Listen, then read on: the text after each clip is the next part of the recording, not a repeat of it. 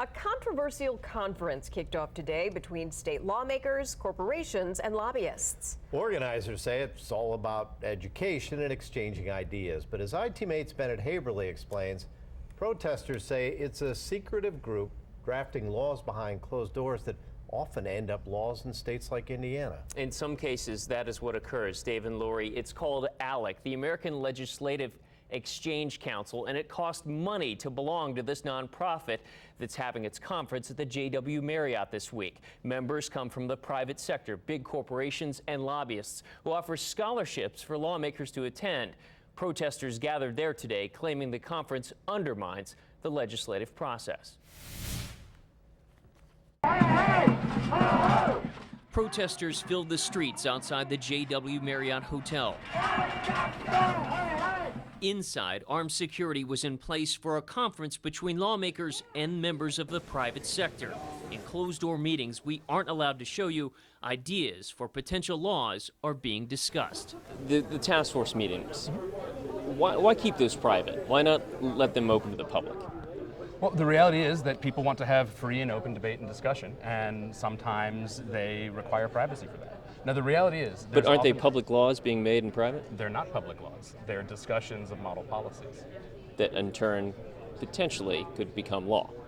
Potentially pieces of them or notions of them could become law. Bill Meyerling is with Alec, a private nonprofit that critics say acts as a middleman between lawmakers, big corporations, and their lobbyists.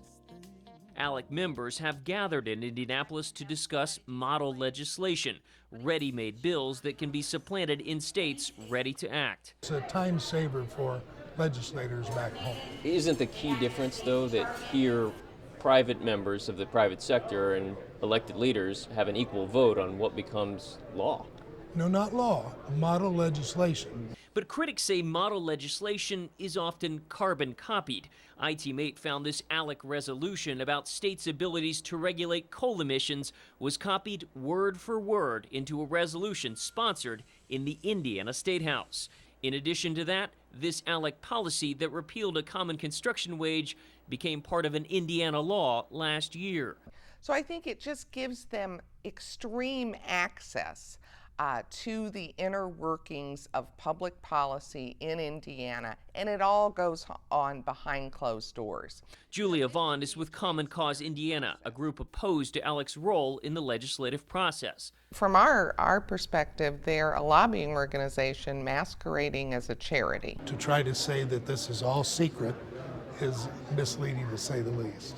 State Senator Jim Buck says Alec is no different than other groups, and its model policies are available for public inspection online. Members of the private sector offer scholarships to lawmakers to attend, but Buck says influence is not for sale. But do those scholarships, you think, have an influence on what decisions they make when it comes to the law, and if it helps those who were supporting them? It influences them in this way.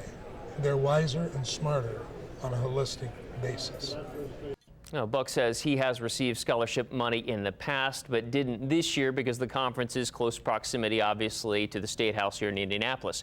Governor Mike Pence was supposed to speak at the conference today, but because he's out campaigning with Donald Trump, his speech was moved to Friday. We'll have more on this conference throughout the week. Bennett Haberly, 24 Hour News 8.